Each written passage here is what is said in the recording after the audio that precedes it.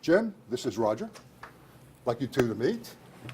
Good morning, Roger. Good morning, Jim. Welcome to Chapter 105. Thank you. And Jim, let me give you Roger's Okay. 641 for your review. And May let I the just take a counseling- few minutes to read this? Okay, sure. Well, before we, if I may, would you share with me your background, your education, your work experience, what you're doing now, and what this new endeavor is all about? Right now, I'm sort of between things. I've been working at a variety of restaurants trying to figure out what I want to do. My background, I was in the Navy. And when I got out of the Navy, I decided that I would try to get into a variety of fields. And I ended up doing what I had done in the Navy because I had been a cook in the Navy When were you in the Navy? about 10 years ago. Okay. Were you land-based or sea-based? Well, I was land-based most of the time. Okay. Yeah. Very good. Yeah. Did you enjoy that? Did I enjoy what, the Navy? The Navy. Well, I was in there for 8 years, so I must have enjoyed it a Did little you bit. enjoy the cooking?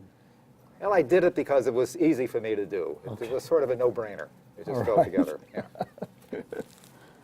And what is this endeavor you're reaching for here? Well, as I told you, I've been involved with restaurants in the food business, Okay. and I've come up with what I think is a great idea. My grandmother came up with a sauce for hot Okay. subs, and so I am going to try to put together a hot sub shop.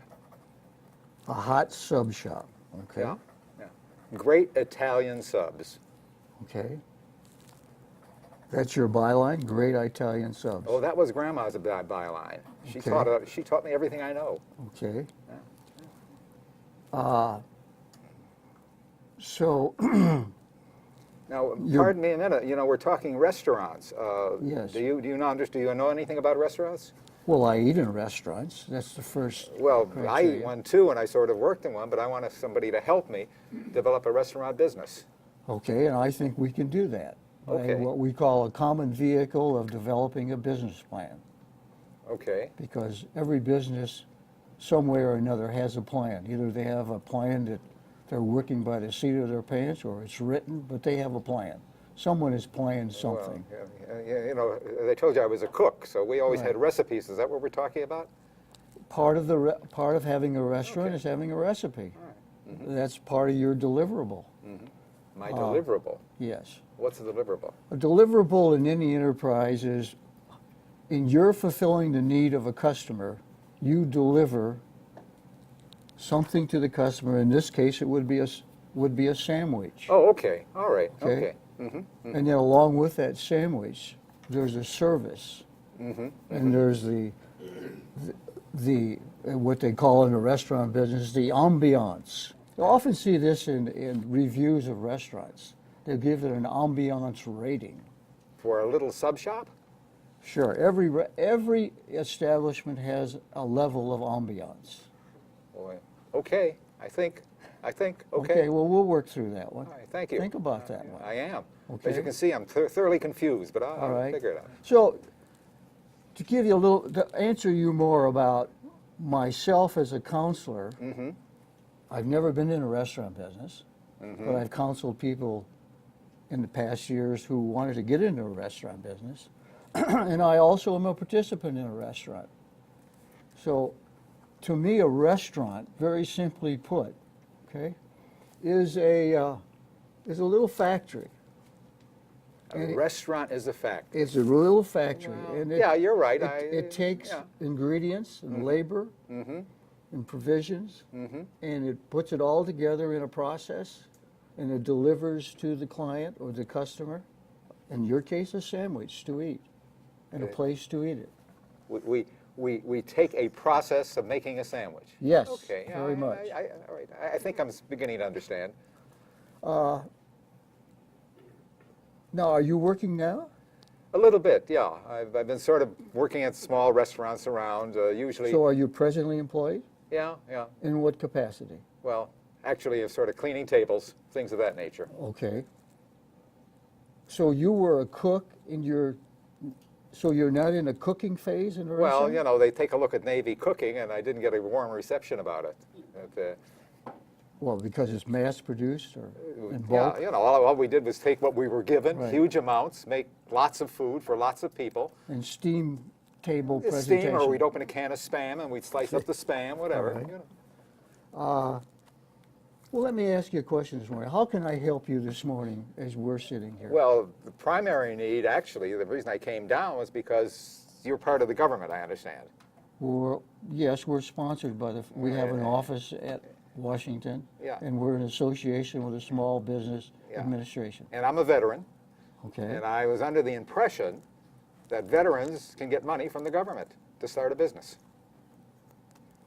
In context, yes. But let's leave that there, all right? Just leave that as Okay. a resource center that we can possibly tap All right. with your background. All right. Fair enough? Well, the focus is money, I hope.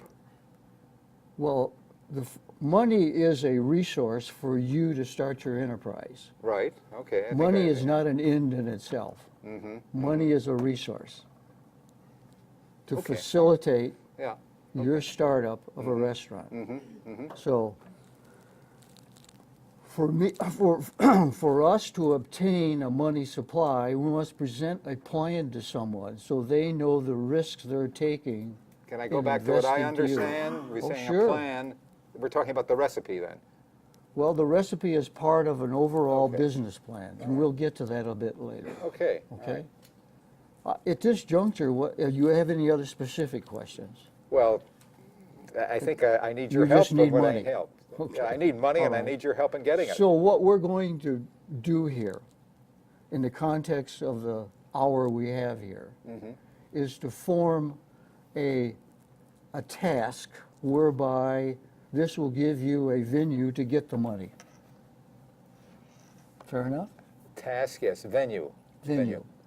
Venue means this is going to be your plan to obtain the money, and then we're going to take the plan further to get a business plan. So it's going to be how I get from here to there. Right. So Okay. what we're going to discuss, a plan to get a plan, Okay. a plan all right. within a plan. Okay. Okay? I might at this juncture now just explain what we are and how we're associated with the SBA. So what I'd like to do is show you some literature that I've cherry-picked out of the tons of literature and leave this with you. First of all, here's a little synopsis of the SBA, the local office. And I'm not going to spend a lot of time with it, but if you're going to deal with the government, you must know the process. And this gives you All the right. first peek at the process of working with the government, as well as all the associations they have, including our own. So in this, they talk about their loan programs, specifically. The details of the loan program are in there. Right. The government doesn't give you money, they loan you money? The government loans you money through a bank, and that's on this Ah, page. okay. It does not come directly from the government. So the bank shares the risk with the government. So it's risk sharing for startups or continuing in business. That's the purpose of it all. Okay, Okay. all right. I would most assuredly read this thoroughly. Take your time with it and read it thoroughly. It's very well done, Okay, put out by the SBA. And All right. it goes through all the basics of getting started. One of the best pieces I've ever seen. And these other two pieces are put out by the Bank of America in conjunction with SCORE about basics in business. And the last one is a little pamphlet on how to really start your own business. that sounds like me, how to really Okay. start my own business. Right. Good, And okay. how, the answer to that is, first thing you do, we got to develop a business plan.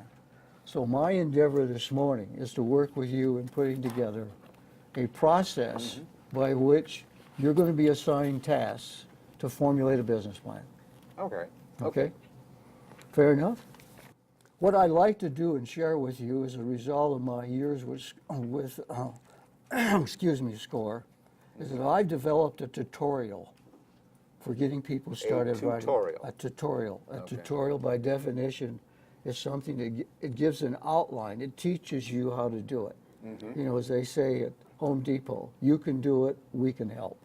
I think the help is what I'm looking for. Right. All right. But I can't do it alone. So what I need from you is commitment for you to take this on, and I'm going to give you a tutorial to help you initiate and carry this out. All this is going to help me get the money. Yes. In the Okay. end, this is all going to help you get the money. All right, Okay. okay. So if you agree to that, let's get started. Okay, Okay? all right. essentially a business plan, and as I say here, if you can't write it, you don't know it. So one of the things I want you to commit to is writing a business plan, and we're going to go through specific tasks to do that. All right. I might ask you one basic question, though. In the fundamental reason for anybody to go in business, including yourself, what's the fundamental reason you're going into Well, business? my fundamental reason I told you is to make some money. That's a reward. That's the reward. That's a reward. Okay. What's the fundamental reason for anybody being in business? I guess to do something for somebody else. Exactly. To serve the need of a customer. Never Okay. forget that. That right. should be always at the top of your list. Does this serve the need of the customer? Someone will be first order, second order, and third order. But that's a fundamental question, rhetorically, that you should always ask. Okay? Okay. All right.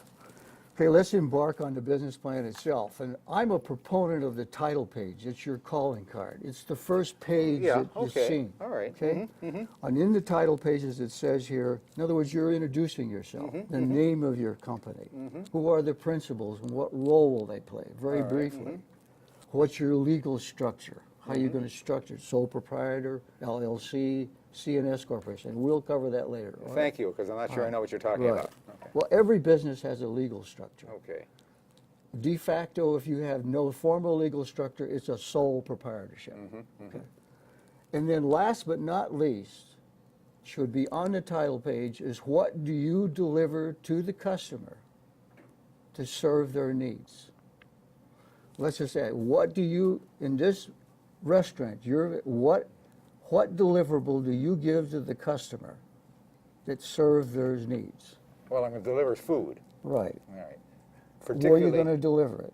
I'm going to deliver it in what I call a fast casual restaurant. Very good.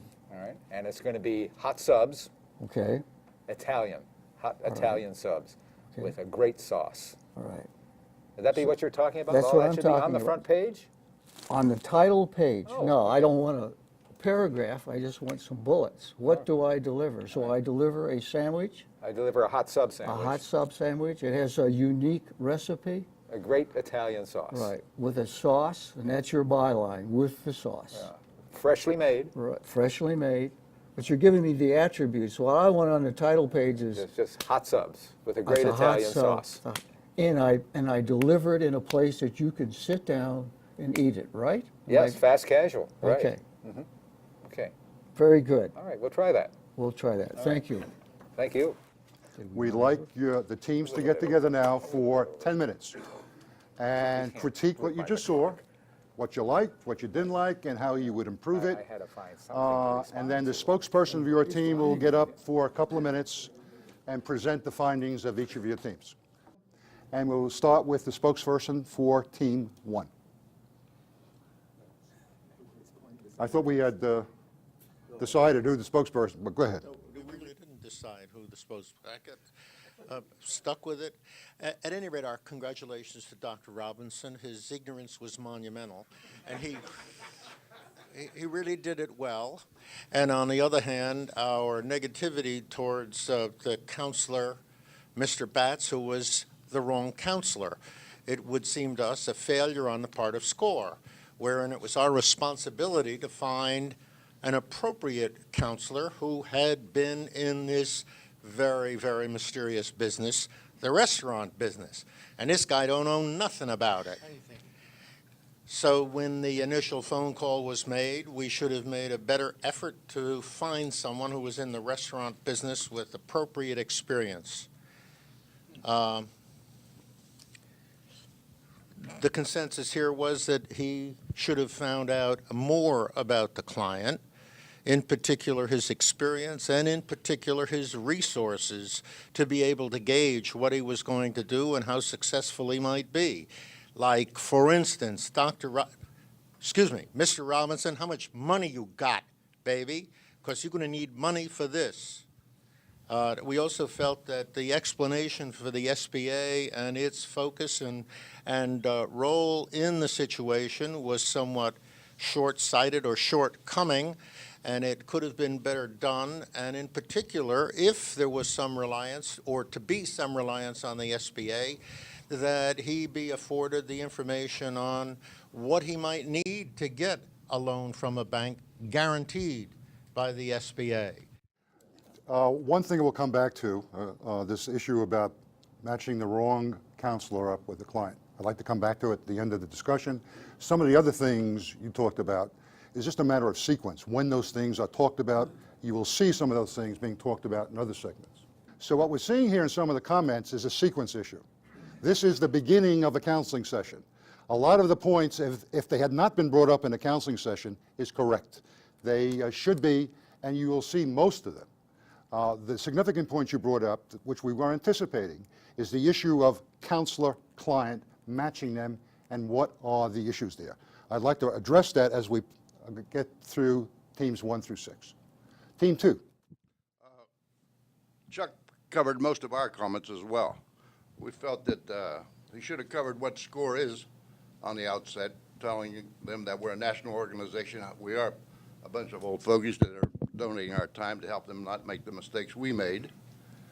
We felt, though, that the counselor could have given a little bit more of his own background and also prod the client for a little bit more detail also. It didn't seem like they were generating a good rapport between themselves. Possibly that is because of not knowing enough about one another. Another question we at the Peoria office do is team counsel, and I was wondering why we didn't use this demonstration to bring in team counseling as well. At the end of the role playing, you'll see a little segment about multiple counselors depending on the skills that are needed for a client. And so this session is being depicted as starting off with one, but not necessarily staying as just one counselor, depending on the needs of the client. Again, we would echo the sentiments that have been expressed.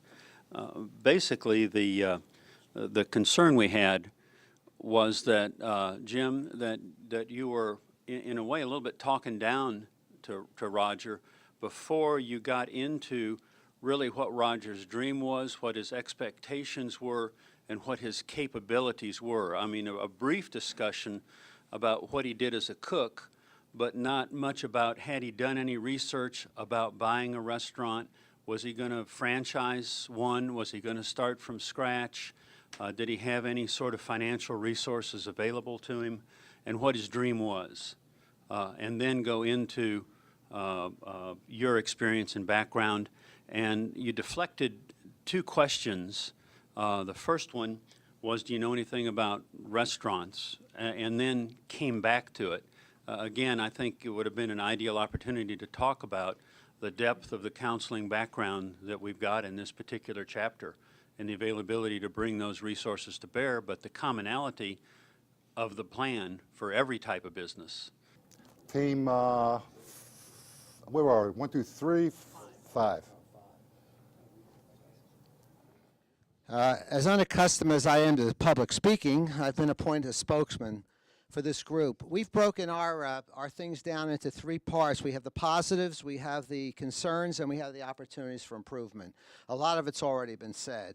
We understand that the demonstration these gentlemen were giving was really to try to cover all the important points. So maybe it didn't flow exactly as it would have done in a regular presentation. Also, the fact that a lot of points that were brought out here they say should have been mentioned will be mentioned as we go along. So knowing that, the positives we felt was, first of all, Jim did introduce the client to the materials available, which was good. An awful lot of times we neglect to give him the materials. Jim briefly discussed the importance of a business plan, which of course was positive. Quick mention of legal structures, and I'm sure he'll go more into that as he goes along. And most important, he helped the client understand what the business is really about. You know, the location, how he's going to serve, what's he actually going to serve, the product is what he's going to do. So those were definitely positives. The concerns we had were help, we would have normally started out by telling the people, as somebody had said here, who SCORE is, but more important, the help that's available at SCORE. The 66 counselors, the various backgrounds that we have available, so they understand going in that this is not a this is a one-stop shop, that they can come back. Number two, I think there was a big difference in a level of understanding. I think we feel that Jim should have recognized the level of this client. The client was not highly educated. The client was really groping. And we felt that Jim was using some terms that maybe were a little difficult for the client to grasp. And sometimes that scares a client off because they're ashamed to ask, what does that mean, and so they get embarrassed. Also, I think it was important when we talked about the SBA, we should have discussed, as someone here had said, exactly how the SBA works in this. And it's very simple to do, that they guaranteed a loan and what the benefits are. The opportunities for improvement probably are to ask the client, at least initially, if they're going to write a business plan, do they need to borrow money or is this for their own benefit? Because I think the session flows differently depending upon what they're going to do.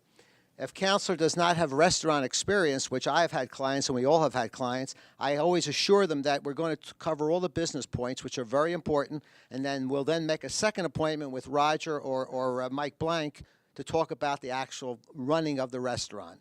I think the client would have been a little more at ease than knowing they're talking to a counselor who really has no restaurant experience. Two issues that came up that I'd like to talk about. The first is this issue about counselor-client, skills, and the match. I think we have two camps here. One camp says if the person's a startup and has never, if the client is a startup, any counselor here should be able to counsel that client at least through the first 2 or 3 sessions and maybe right to completion, but recognizing the need that a counselor with restaurant experience is available to bring in when we get down to very specific issues. That's one camp. The other camp is saying that he should have been matched directly with a counselor who's got restaurant experience. Segment 2, this is the second piece of 3 segments of our counseling session, and we're going to pick off the last thing we talked about was the title page for the business plan. And let the counseling session begin again. We have our title page, and now we want to move into the details of the business plan. And in my experience through the years with clients, they've taught me a lot. And one of the things that I have learned is that they're very intimidated, as you are, by the word business plan. Right. Whoa, business plan, okay? So I have found by doing some things that are typical and atypical, we take away the intimidation of this task, because it's a task. And I recommend to people that the first thing they do, and this will, in some quarters, will be heresy, the first thing they do is they write their executive summary. And I say, what is an executive summary? How can I write a summary if I don't know what I'm doing? Exactly. Exactly. But you do have a concept, you do have a vision, you do have something in your mind about this restaurant and what it's all about. Yeah, yeah. And we're going to go through 12 steps that I put down, okay, that will allow you to transfer from what's your head, okay, in your head, to a form which is expected in our industry. So if you'll be patient with me, we'll do that. It also will become the outline of your business plan. I understand outline, I didn't understand summary. Well, the but I outline understand and the summary are going to become one and the same thing. Okay, Because when you all do right. the summary, you're going to have an outline. Okay, All right? all right. So I'd like to embark on that. And I'm going to give you this, it's called the Sigma series. I'm going to give you this for your reading and taking it through step by step. But in the hour time we have here, I do want to get to these 12 steps, okay? So there's something I've got to do beyond here. We're not going to get it all answered here. Absolutely not. Okay, I'm going to give you an overview, a macro view, and you're going to respond to that. And then I hope we'll have multiple sessions and following through with a business plan, either with me or co-counseling with other people. Oh, others can be involved? Others can be involved. All right. And what this does is your first visit, This allows us, all right, to have you prepared for the expert who may need it or may not be needed. Oh, so there are experts available who may know, who have experience in what we're doing. Indeed, we do. We have experts in the restaurant business. Okay. All right. All right, good. So you might consider this a preparation for the expert. Okay, all right. There are three basic elements in any business plan. The first element is the business model. And you might, and the business model is listed here as the fifth item in my 12. And you may say, whoa, he's going to the fifth item. Well, I also want to know what you mean by a business model. And we'll get to that. Okay.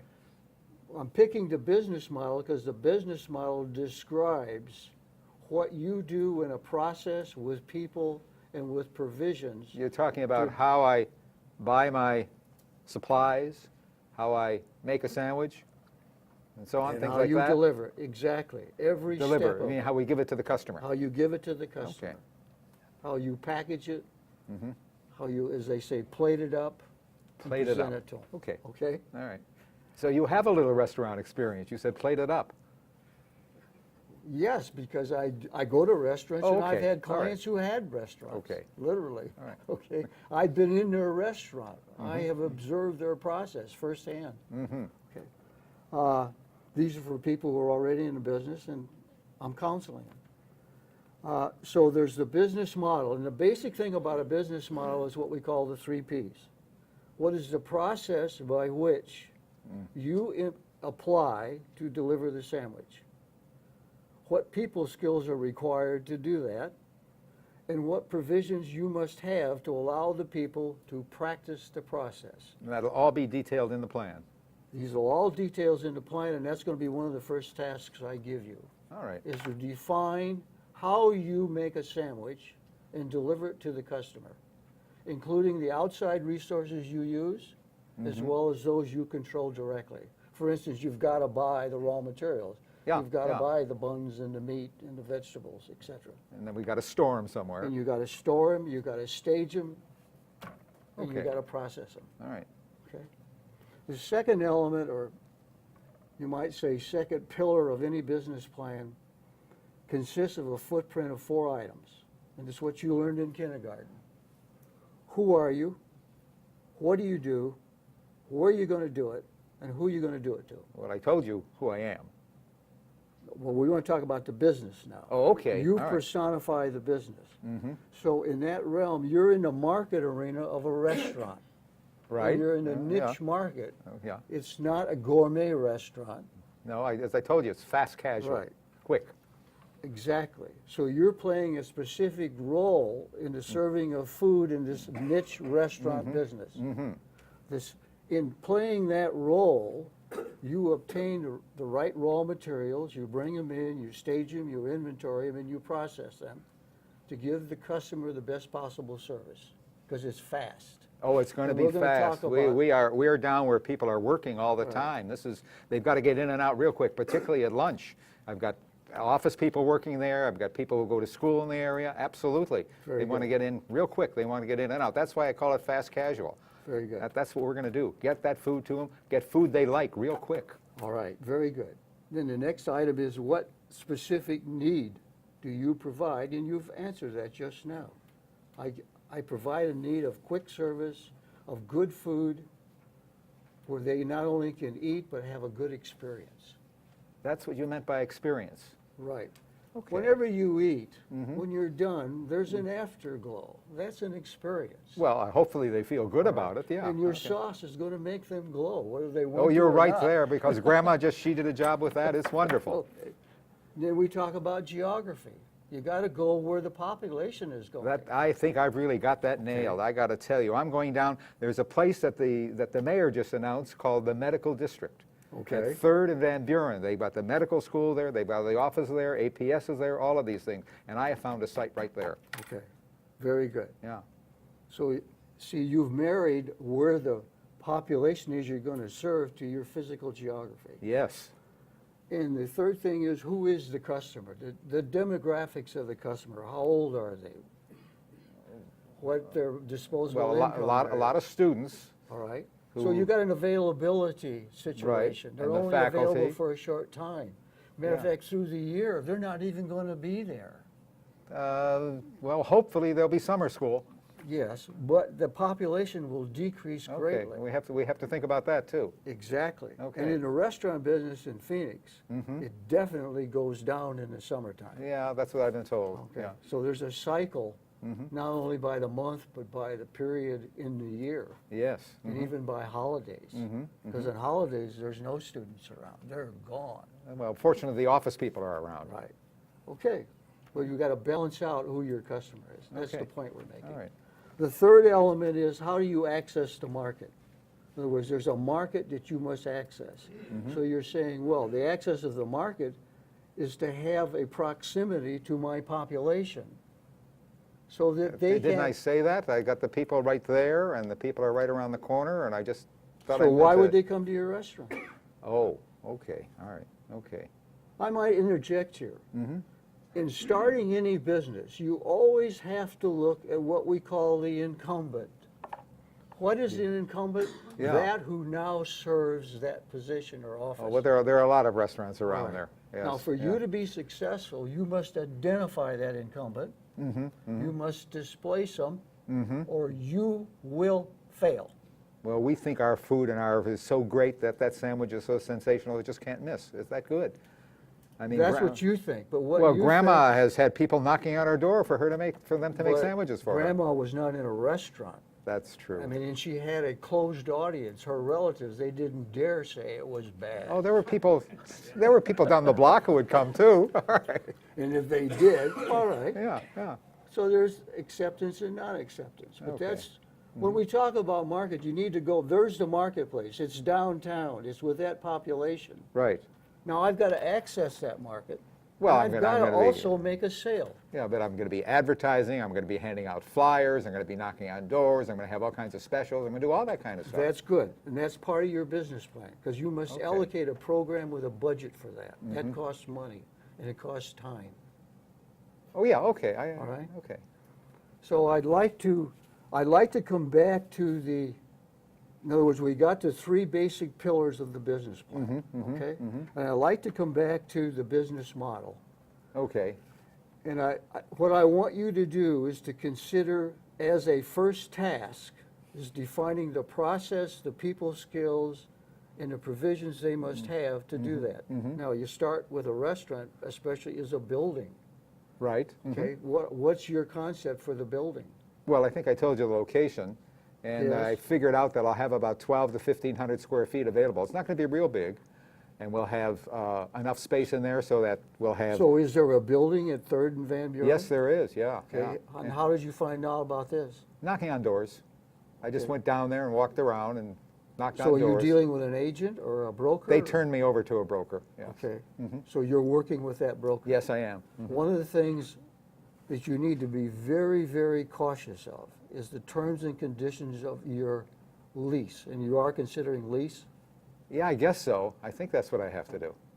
I would most think so, because if you're leasing a space, you must have improvements. Yeah. You're investing a lot into that building. Yeah, we got to talk For a about the period of money. time. Let's get back to talking about money. How Okay. much- Yeah. Okay. Well, when we talk about money, all right, the business model will allow you to say, I need this money to purchase this amount of equipment, to lease this amount of space, to improve it, to install it. That's what the money's for. So we need to go through the business model to find out how much money we all right. need. Okay. But can't I just do that, writing it down on a piece of paper and just figure out what the costs are and so on? Well, you will do that, but this structures you so that you have a structure of what your startup costs are, what your running costs are, and then increasing the business. But we first got to start it up. So you've got an initial expense of startup, and a lot of it will be capital expense, Capital, you mean dollars? dollars. Okay. This is the initial investment you have just to get started. By the way, how much money do you have? Well, that's why I'm talking to you. I live in a house. They tell me it has some equity in it, and possibly about $60,000 to $70,000 of equity, they call it. That's what the bankers told me it's worth. So that'll be a start, I guess. And they tell me also that for restaurants, I've been talking around with people, and they say I'll probably need a couple $100,000 total. So I'm really looking to try to work with you to raise that difference. Okay, so you're not far off on a couple $100,000. Yeah, no, I know it's going to take some real money. So what we need to do is formulate, all right, a plan to take to the bank, so to speak, saying, Okay. this is my initial investment in this, and I need some money, this is my share, I want you to share it with me. And the SBA, indeed, Oh, Gar- I'm a little confused. The SBA, we talked about SBA, now we're talking about a bank. How do they come together? well, I assumed, and I got a little ahead of myself here. If you're going for an SBA loan with a bank that indeed is a guaranteed lender with the SBA, they, in conjunction with the SBA, share the risk. They both share the risk, though. It's not just a one-way guarantee. So the bank has a risk and the SBA has a risk. Now, because of a risk factor, they're going to ask for more equity down because your risk factor is high. And in a Okay. restaurant, in your case, they might ask as high as 40% down. 40%, that means about $80,000 more or less? Yes. Okay. Because of the risk factor. Now, if you had been in the restaurant business and you were going to start another one, might be another case. But that's not unprecedented. So when we talk about money, you should consider not only equity, but are there other sources of money? Friends, relatives, insurance policies, retirement funds, whatever. You should look at all of those. Have to look at all those things. Right. All right. In other words, I want to emphasize, money is a resource for you to implement your plan. Consider it as getting a that resource. idea. All right. Okay, I'm getting the Point idea. is, get the plan down. What is it going to cost you to start it? What is it going to cost you to run it? Okay? If we may now slide into, okay, what we call the 4 C's, because this is going to give you a factor of whether this restaurant is really viable.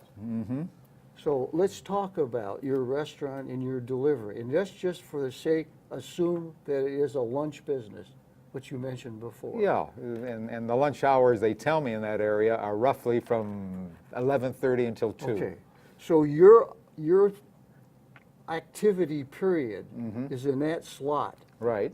So we must look at what we call the capacity for you to deliver in that slot. How many sandwiches can you deliver in those peak hours? Well, I can make a sandwich every 5 minutes. That's all it takes. Okay.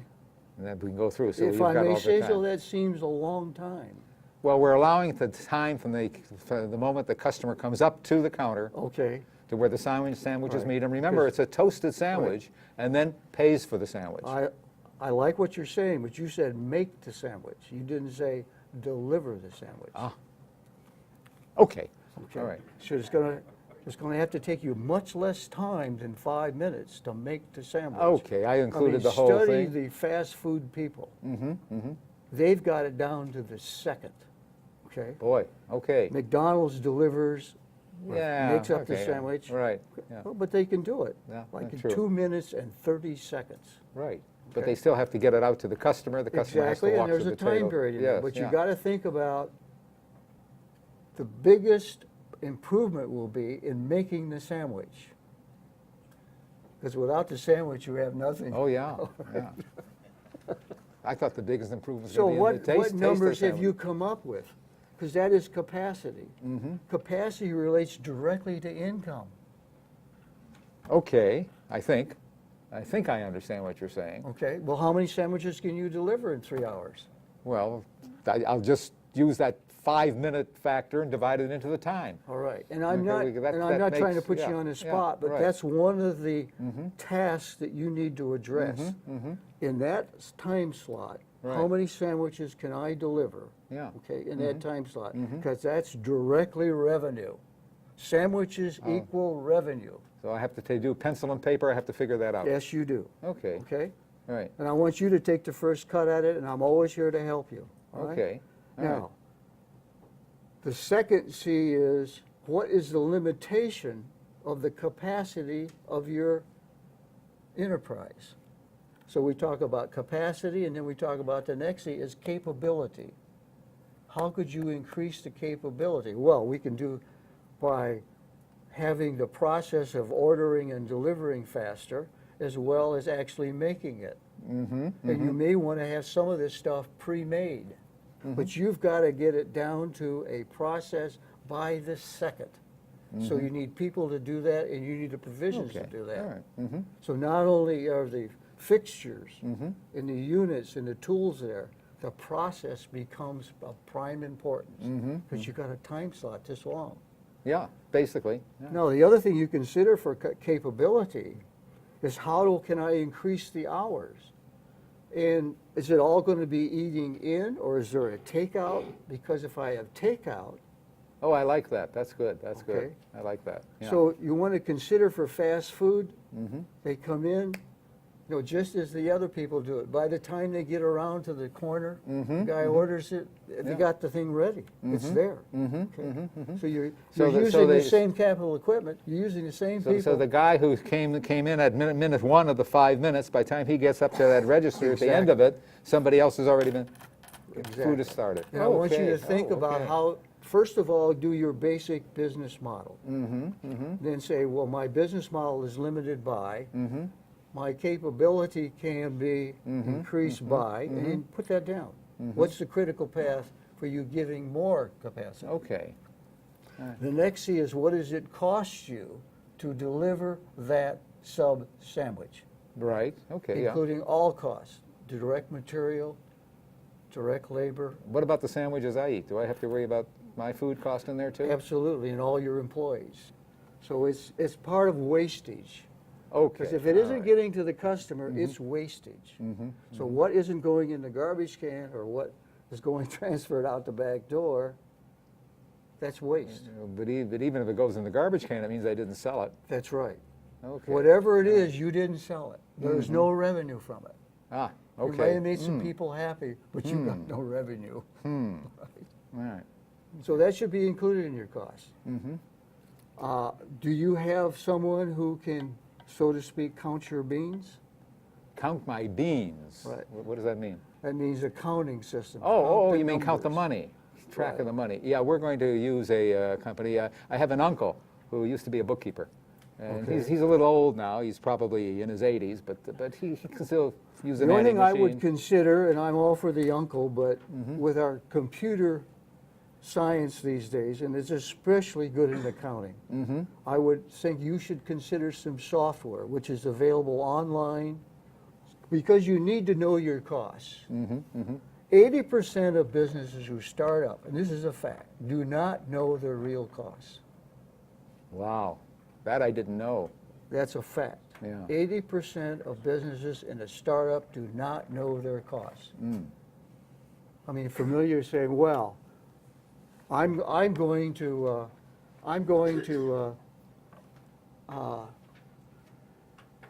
not pay myself for the first year. Yeah, sure, because the money that I make at the end, that's my profit. All That's right. it's, But you see, you should include in your cost payment, even though you may not pay yourself.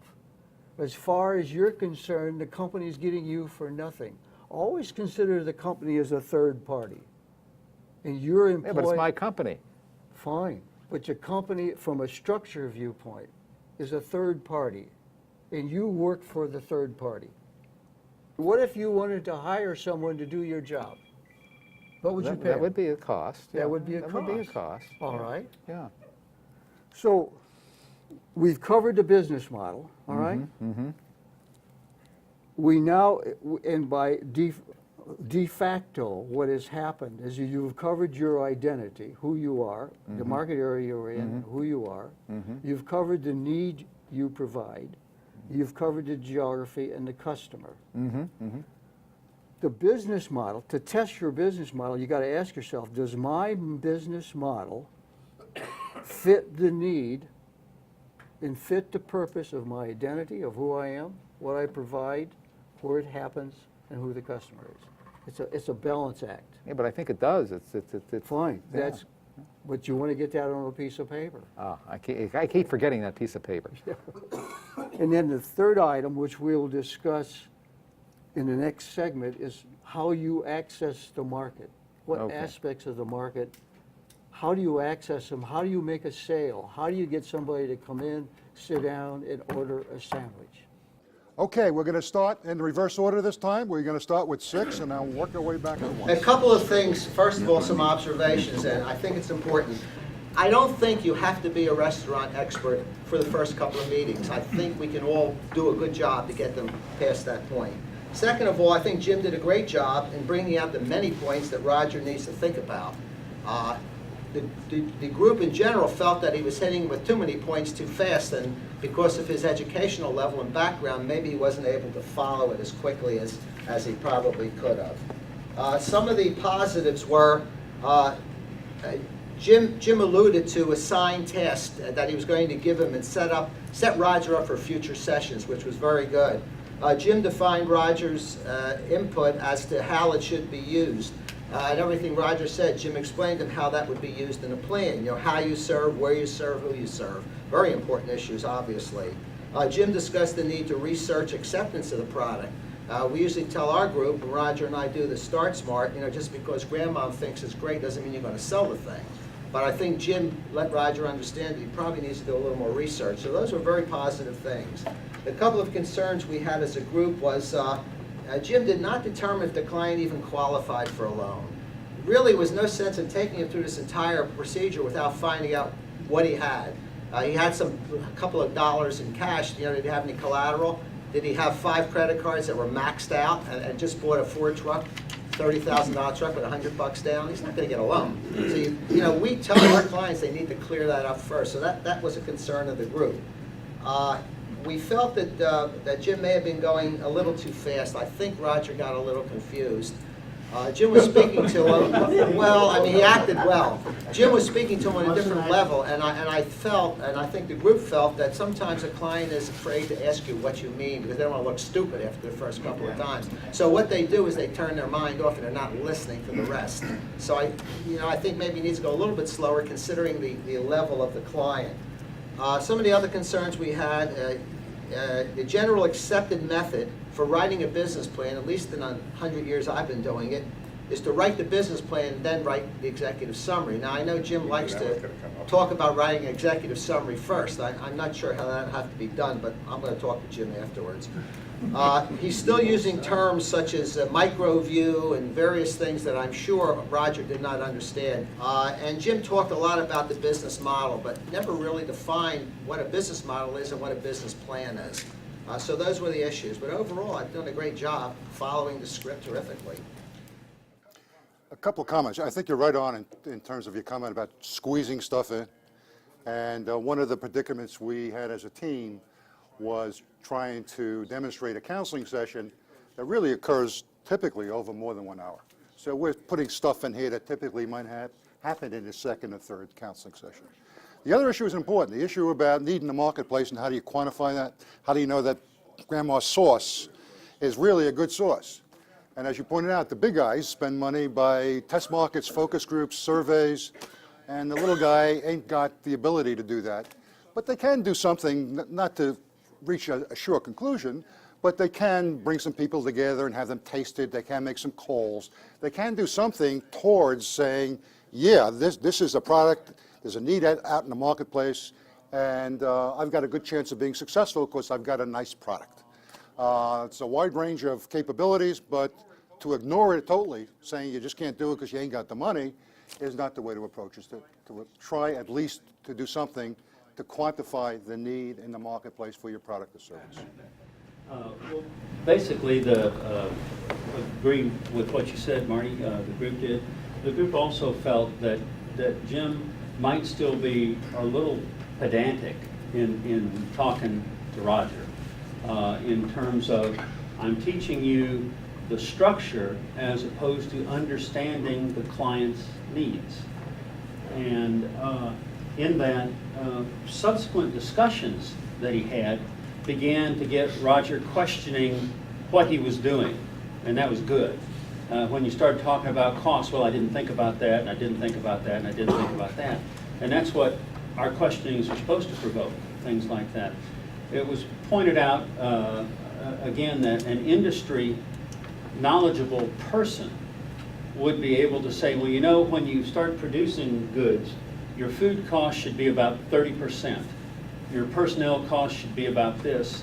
And those are the type of things that he can begin to put a fence around what he's trying to do. And that's why it's nice to have an industry person who may understand some more traditional industry ratios and sources of information, where to go to find out. Because clearly, at Roger's stage, where he is right now, it was discussed that he's probably not ready to put a business plan together yet until he understands more about the business that he's trying to get into. And perhaps formulating the business plan is going to drive it, but maybe he just needs some more research and needs to go with a set of questions on it, and that he may, the jumping into the business plan may be a little preemptive at this point in time. Is that basically? Okay. I think I've said what the group said. I think Jim talked about a plan for a plan, namely Exactly. laying out the plan to get to the business plan. One thing I'll pick up on is this term that Tom used called ratios. This is something you can get at a reference library at any business reference library. And what are ratios? It's a relationship of typically your cost to your revenue. So, or your cost of goods sold to your revenue. So for example, in the restaurant business, they have restaurants broken out by gourmet restaurants, fast food, and things in the middle. And they say for the typical fast food restaurant, the cost of food should be 28-30% of your revenues. Your labor should be 15 or 20% of your revenues. And they have those kinds of numbers for every industry around. And they're pretty good stuff in terms of guiding your clients, in terms of whether their numbers are not exactly that, but within reason to those standard ratios. And I would share that stuff with all my clients in terms of seeing if they're in the ballpark. They'll tell them if their lease costs are too high, or they'll say, I've got to generate this much revenue in order for my lease costs to be reasonable, and can I generate this much revenue? Anyway, those ratio numbers are really important. Let's bring it open to the floor for a few minutes. Bill? Is it Bill? proper to ask a person's credit score early in the game? You can, I think I asked the question, is your credit score good or bad? Well, either way. Specific. And if it's bad, I know I take a certain path. If it's good, I take another path. We are going to start up segment 3, the last segment of the session.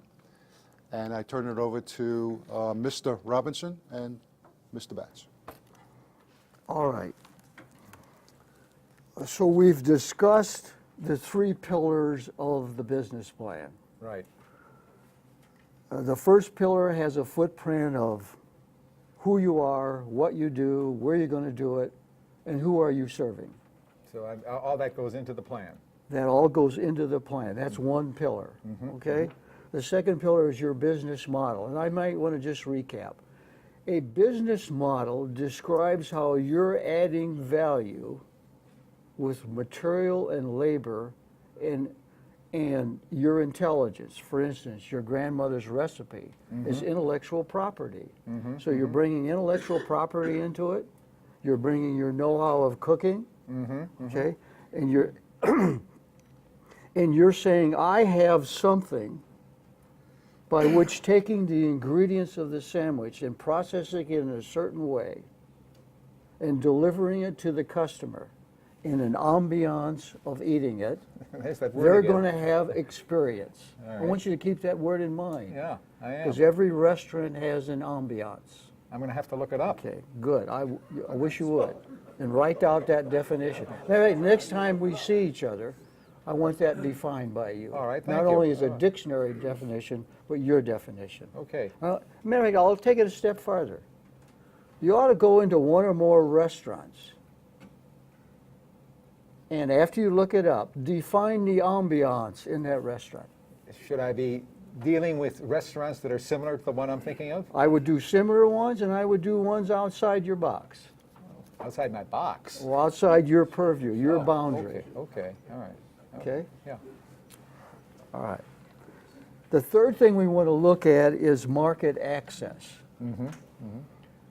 Now, one of the challenges you have, just generally, is the geography you're in and the exposure your clients are going to have to you. And you're talking about students and office workers, Right. people who want a quick lunch. Right. And if, probably even to the extent that someone wants a quick lunch with conversation, they can do that. What would be a typical turnover for a client who would come into your place that you see? Well, if they're just coming in and they get that sandwich and we can get them through that line in no more than 5 minutes, Yes. you're making me think that I've got to find a way to even speed that up. Right? Yeah. And then if they sit down at one of the tables, Yes. maximum should be another 15 minutes. All right. But in that 15 minutes, someone must say, have a quick lunch with me, or a student discussing something. Right. You know. So what I'm saying is that's part of the ambiance. Oh, okay. So the tables and chairs you're talking about. Oh, absolutely. What music are you playing? Or do you play any music? What's the lowest noise level in a place? So the business model is a cost center. Well, where does the money come to me then? Doesn't The that money show up in comes the to business you as model? a result of making a sale. All right? Isn't that part of the business model? No, the business model is strictly a cost center. The business model says, just like a franchise, if you follow this process with these people, with these provisions, you can make a sandwich and it costs so much to make that sandwich and Oh, there's deliver a it to cost, the customer. but Now, you yeah. sell it, you put a price on it. Right. Okay, the difference between your cost and the price is your gross profit. To make this sale, we have to talk about the market access. So you've got all of these people, all these students down Right. there, and all these office workers. How am I going to get them to come into my establishment? Okay.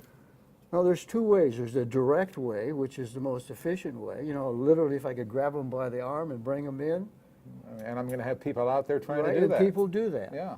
Then there's the other aspect, what I call business to business. In other words, the university itself is a source. The office building is a source.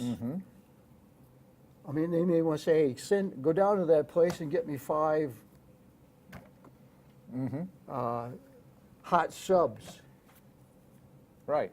So what you want to do is promote that within the office complex. You want to We're make planning yourself on doing visible. that. Yeah, we're All going right. to be knocking on doors. Absolutely. Okay. So what I'm saying is there's one aspect of marketing where it's business to business because they become your marketing arm.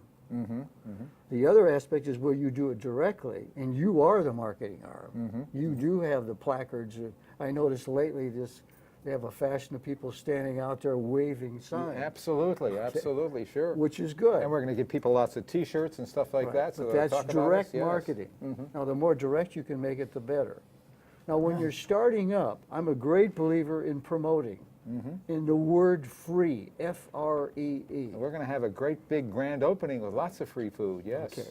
Yes. Well, in the concept of that, okay, you should be thinking about promoting your product, and people are attracted to the word free. You know, get 2, I'll give you 1. But you never give anything away. I don't believe in giving anything away. All right. Okay. How do I do believe that? in giving you something for your commitment to me. In other words, if you buy 2, I'll give you 1. Oh, those little cards you see people get that Exactly. you get punches and every time you get it Exactly. filled up? Sure. Right. Yeah, we're going to be doing that. That sort of thing. And I want you to think about that. All right? Okay. All right. But in the end, to access the market and to make a sale, you must have a product that they will buy. The automobile companies are learning that today. Okay. Yeah. Particularly. So what the- I want you to do as a task, and it's one of my points here, is describe your deliverable, and I want you to make a spreadsheet with 3 columns. What are the features, advantages, and benefits of your What greater sandwich? feature than it's fast and it tastes great? That is a feature, okay? Okay. The feature is I can get it to you in 5 minutes. All right? So that's a feature. What's the advantage of that feature? So what? So it's 5 minutes. What's the big deal? Well, if you're in a hurry, that's the advantage. Okay. Then the benefit of the customer, he gets immediate service. Immediate service and they satisfy the hunger. Okay. But I want you to go through all of the aspects. For instance, the very makeup and ingredients, the recipe for your sandwich. You know, grandmother's hot sauce. Right. Okay? That's a feature. Right. You should talk about the hot sauce. Right. What about the fact that everything is fresh? Fine, and I even would go so far these days, make it organic. Organic. Organic. Isn't that costly? Well, it may be costly, but how much are you?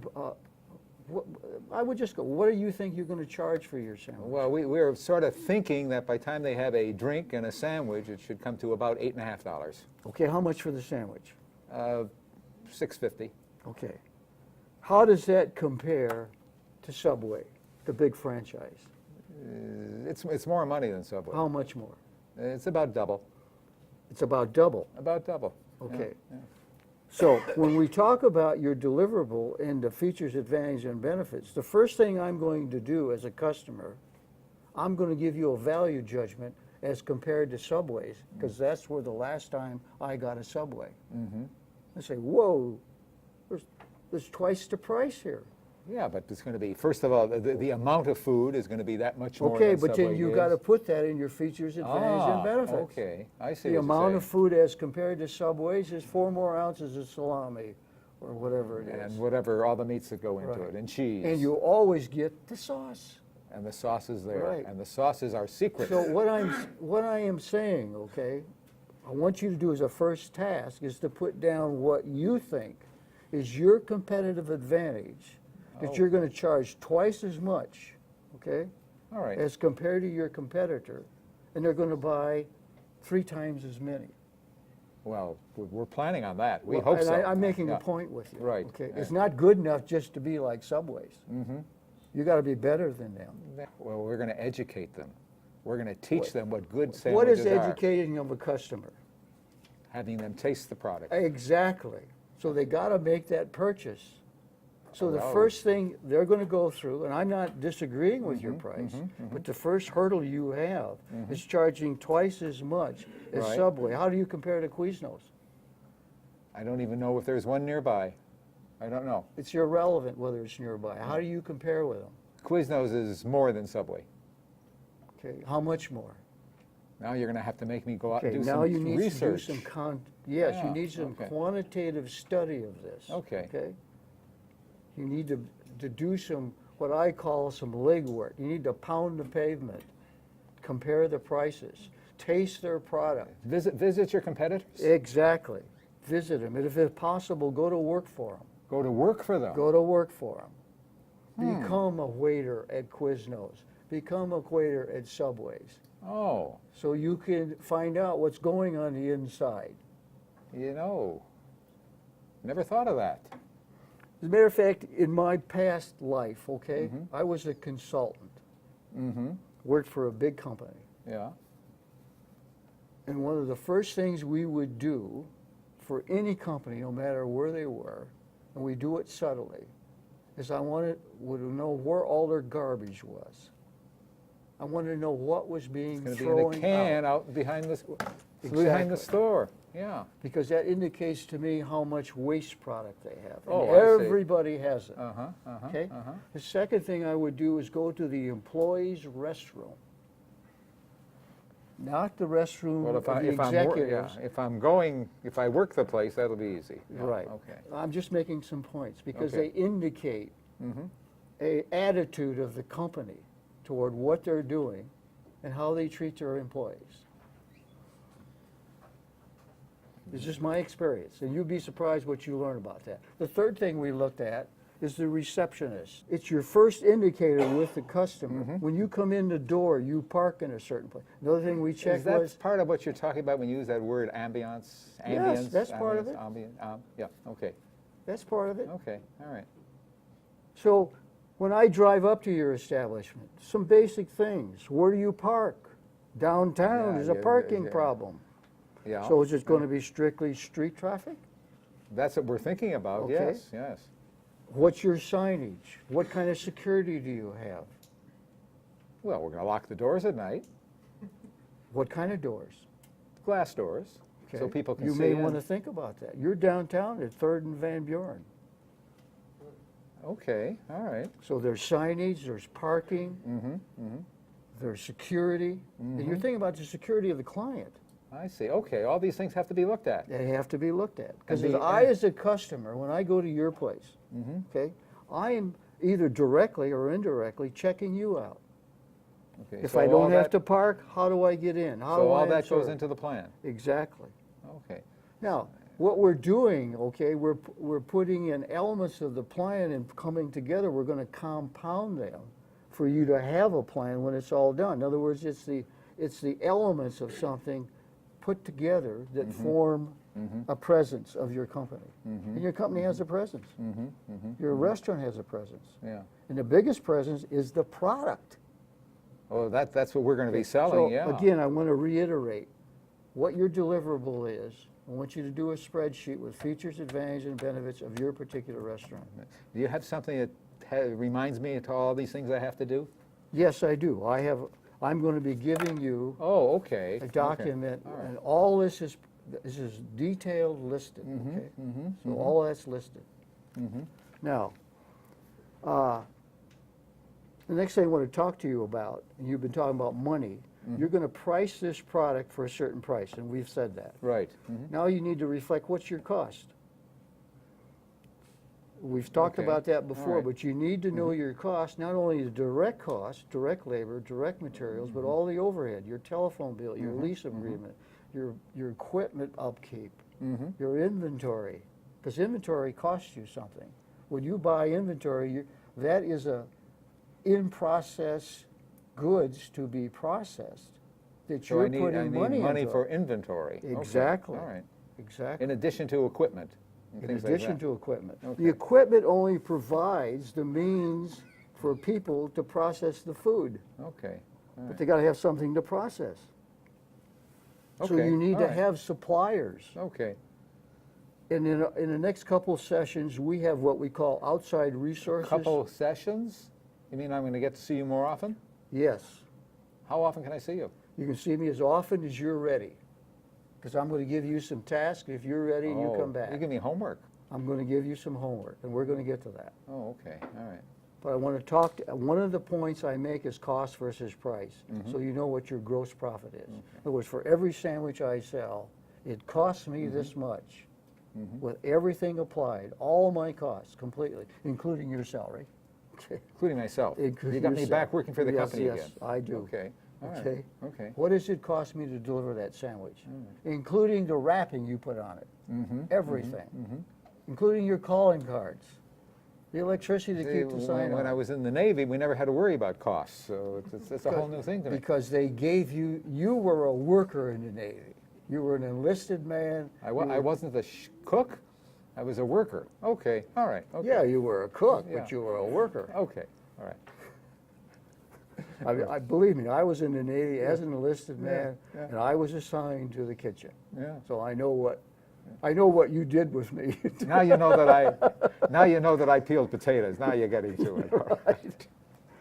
The other thing I want you to consider, in the business model, okay, and then in the business model as a cost center follows the 4 C's, and I'm going to repeat them again. Yeah. Your capacity, your capability, your cost, and your cash. All right? Now, we talked about you're going to be operating at noon hours, and we talked about a maximum capacity that you could deliver in that sweet spot. So I've got to figure all that out. You've got to figure that out. Now, once you figure that out, you will come up with a figure saying, if I'm running at 100% capacity, and let's just use for a figure 100. Let's use that word, that Okay. number, 100. All right. I can do 100 of these. Right. I want you to assign what your price is, okay, and show me your gross revenue All right. based on your capacity, Okay. of what your revenue is going to be at running at 100% capacity. Okay. And once you get that done, I mean, it's a little arithmetic. Okay. Then I want you to take another task, and I want you to take 80% of your capacity. In other words, you only utilize 80% of your maximum. Okay? Okay. You can drive her at 100, but I want you to go back to 80. Why do I say that? It gives you a viability of what your task is. A what? Viability. Is this business viable? Is it something that really can go forward? Does it have substance? Can I look that word up too? Sure. Viable means is, very simply, is it possible to do this? Oh, okay, okay, okay, all right, In a bigger context, but you'll find that out when you look up the word. all right, okay. Now, so I want you to do an 80%, and I want you to look at the revenue then, all right? And looking at your cost versus your revenue, will the numbers come out that running at 80% capacity, that this business is possible to operate? Question. Yeah. You described all these things that I have to do. Are there not, and you know, you talked about a little bit about computers. Right. Is there some resource that I can go to online where I can get some ideas of how to do this, or can I only do it with you? Well, you certainly can, I can share it with you, and there are some things online, but what I'm asking you to do is a very simple arithmetic. Okay, all right. Now, I will say this, in the appendix of my plan, which I will Oh, give to okay, you, all right. I've got some little worksheets here to do, and you Oh, can that will be pencil it in. That will be a big And help. I believe in penciling it in first before you go to the computer, with a pencil with an eraser on it. I get you, all right, okay. So now what we've called is we know what we can do 100%. Mm-hmm. We know what our revenue is going to be at 80%. Mm-hmm, Then what I want you to do, okay, because you're going to have some figures of costs Uh-huh, and overhead. What's the lowest amount that you can sell and still keep the lights on? What about rent? Don't I have to pay rent too? Yeah, that's all. In other words, you have fixed costs. Oh, okay, oh, you So mean you all look costs? at your all costs. Okay, You look at the fixed cost and you ask yourself, how many sandwiches must I sell Okay. just to I think I see pay where you're going. my expenses, I think including your salary? Including me? Yes. Okay, all right, okay. I think I get it. And that's called the break-even point. You know, I've heard the phrase before, thank you. That's Okay, and, okay. I mean, the accountants get into some sophisticated formulas. Mm-hmm. Don't be concerned about that. If you want, I can give that to you, but don't be concerned about that. right. All I want to know is, very simply, Mm-hmm. how many sandwiches you must sell to break even, Including myself, including yourself, okay. because you're part of the enterprise. Yeah. The last thing I want to share with you is a little bit more about SCORE and what we do, and some Okay. other services that we associate with, some other resources. And one of the ones that I think is extremely important, and you are computer literate? Well, you know, I know how to Okay. turn it Do on. you have a and- computer? Yeah. yeah. Okay, that's the first Okay, base. okay. I was going to say, if you don't have a computer, you can go to a local library, get No, online. fortunately, I have one. Okay. I suggest you go to this website, the Arizona Department of Commerce. Oh, okay. And they have, and then subsequently follow these directions. Mm-hmm, Just click on, and they have a checklist for starting businesses. Oh, that'll be I a help. really Okay, recommend that. okay. Okay. The third aspect I want to share with you is that we have a series of workshops and seminars. Oh, really? Yes. And I want you to do these in conjunction with. In other words, oftentimes I found people, they want to go to the seminar and then they do this. I want you to be working in parallel with me in this business plan. At the same time, attend all the seminars you can. All right. And we have a whole series of them, ones on Well, intellectual Are property. they day or night? They're both. And I'm going to let you read them. Oh, okay. And it's very well defined. But there's sales training, web-based marketing, intellectual property, how to buy and sell a business. And that is an avenue Okay. that you may or not want to seek in purchasing a business instead of starting it. Oh, I never thought of that. Okay. All right. And it tells you how to register, et cetera. All right. Okay? The third thing I want to discuss with you is our premium series, our survival series. Survival. Okay. Right. All right. It's called Small Business Survival Series. This is in the daytime hours. It covers business plans, marketing, bookkeeping, and cash flow. Okay. The next series, I believe, starts in March. You do not have to do these in sequence, but I recommend you do. We also have a loan clinic. And downstream, once you have your business plan put together, you might want to attend these loan clinics because this is where the participating banks and the SBA are represented one-on-one. They're there in the flesh, okay? We have also a Start Smart with SCORE, and I recommend this. It'd be exception not to recommend this. And we have a particular grand session coming up on March the 3rd. It is part of the Entrepreneur Week. Okay. And all at right. that session, we're doing something very special. Not only are we having the Start Smart seminar, but we're going to have a cadre of counselors there to do one-on-one counseling, The cadre, a bunch. a bunch, Okay, a group. a group. Okay. And that will allow people to come in and either go to the seminar or get one-on-one counseling. I recommend you go to the seminar. All right. It's very Does it comprehensive. matter whether I go to this one, to 4 of these, or does it not matter? I recommend going to this one first, Okay. okay? Because it gives you an overview. right, yeah. And then this gets very specific. All right. And then the last but not least is Business Plans Plus. Okay. Okay, now, your task, okay, for the Okay. next session that we have is to define your business model, covering the 3 Ps, and then going one step further to develop your 4 Cs using 100% capacity, 80% capacity or utilization, and break-even capacity, Okay, okay? all right. We can make an appointment out here, I would like that. and we will meet with you and do it right online. Okay. I thank you for being patient and for listening. Thank you for all the help. Thank you. Okay. Okay, we're going to critique segment 3, which is the last segment. We're going to do 3, 4, 1, 2, and 5. 3, 4, 1, 2, 5. 3, start us off. Okay, in general, we thought that this third session was probably the best of the 3 in terms of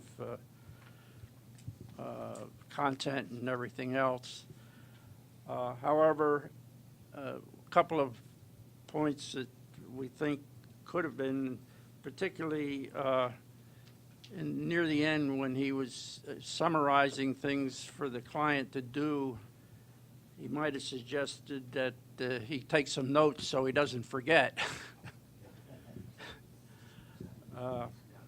The other thing, too, is when he started talking about our workshops and seminars, he probably should have put Start Smart first, because that's the one we really want the people to go to. Somewhat feeling that maybe Jim was lecturing a little too much. There didn't seem to be too much of a participation by Roger. Okay. Our group would also concur that this was the best of the 3 segments. The primary reason being that Jim and Roger got into a back and forth dialogue of things that Roger could use to understand going in this business. And Jim was very specific about making sure that Roger had some things to do, even though Roger didn't take notes. And that was noted by our group too, is how serious is Roger about this? He's letting everything kind of slide on by except looking up a definition or two. The other thing that was discussed is that Roger's concept of the business should have been perhaps challenged a little bit. In that, okay, you want to serve just hot Italian sandwiches. Perhaps a little bit more about, are you going to serve dessert? Are you going to serve, what kind of, drinks are you going to serve? Things like that, to get, again, dialoguing to think about the type of business that you're going into. Good discussions about expanding the capacity, but not a discussion until, I think, toward the real end about how to maximize revenue. And that's when you got into your 80%, 60%, 100%, 80% type thing. But how to round it out. And again, Duncan talking about the feasibility study, that's the sort of thing that would be prime. But once again, I think the group said, this guy's too early to be launching into the specifics of a business plan. It was suggested that really what needs to be done is understand and challenge what he wants to do, and then give him some industry sources to go do some research on. Fastandcasual.com, some other places to go see and do some research, and then come back and let's talk about, has your concept changed? Now let's talk about what you really want to do and putting a plan together to do it. But more the basic business research. Did I miss anything? I'm sure I did, but anyhow. I think your comment about challenge is right on. Having sat in with Jim in a lot of co-counseling, he is at the top of the list in terms of challenging it. Just didn't surface here. But yeah, don't just accept the client's model. The model could be improved, modified, or whatever. That's a good point. Five? I'm sorry. A couple of observations we made. The counselor spoke about a mile a minute, obviously trying to keep up the schedule, did very little listening to the client. Not once did I hear the counselor ask the client if he understood any of what he was saying. The counselor was presenting tasks about a mile a minute, all kinds of tasks that had to be done, studies to be done. Again, didn't write anything down, and I wonder if the client even understood any of it, let alone remembered it. I think what I can take away from this thing is that there is a different approach that we all take when we sit down with a client. Jim has his way, everybody else does too, but you eventually have to get to the basic that we all talk about, and that's the business plan. So how you approach that, I guess, is one thing where future seminars of this type can stress. Maybe we get a uniform, maybe we don't, but the point is that it is the backbone of what we counsel on. We felt good that he emphasized research and homework. Homework is one thing we may all, I know I forget about it a lot, to tell them that they have to do the job, but necessarily to report back so I can grade you, type of thing. But it was a good session, I certainly appreciate it. Thank you. Couple of things that happened outside the role playing. Jim steps out of the room. Jim makes out a 641.3. He goes directly to the E3 system. Doesn't wait till he gets home or waits a couple of days. He goes and gets that 641.3 entered at that point in time. He makes a note in his calendar to call the client back 3 or 4 days before the next appointment to get the dialogue going. That happens all outside the role playing. The role players would like to get up for a couple of minutes and just make a few points. Roger? Thank you. Let me put my other persona on for a moment now. As a pedagogical experience, I was impressed by all that happened. I think this was a great teaching tool to introduce all of us to what we should be doing. We learned by the observation that all the groups were developed, and sharing it, I think, was just terrific. The value of teams and discussions here is enormous. I have to compliment everyone on that. The other thing that I think occurs out of this, and you made the point, several of you have, is that we all have our individual strengths and weaknesses. And as long as we recognize that and know where to go to overcome those weaknesses, I think that's going to make us very successful. And the third point, I want to reinforce what Bob just said. This guy had the tough job. All I had to do was be here or just play act, right? He had the real tough job, and I think he deserves a hand for it, really. The other thing to reinforce what Bob said, the secret of his success, because he does have more continuing relationships than any of us, is this level of commitment. This is a commitment that I think the more we reinforce it, the more we're going to see our strengths and our values grow. Thank you. Well, first of all, I must say that the constraints of what we had to do, and that was well formed, and we orchestrated this, and it's come out different every time, which I think is good. But it did hamper my style, I got to admit that. Breaking it up and then starting again, or where was I, and how do I get this thing going? And Okay, this concludes the class. We'd like to get some work from you. We need help. We want to give this class regularly. We want to make it better. We want to look at this class as a continuous improvement environment, where next time we do this, we become better than what we did it this time. We had some suggestions. Ray has taken some notes. The notes are going to be published. Hopefully we'll use that as a reference tool. But please look at your evaluation sheets and please put some energy into it. Don't just check the boxes, but make some notes, write some sentences. They will all help us give you a better class about a year from now. Thank you.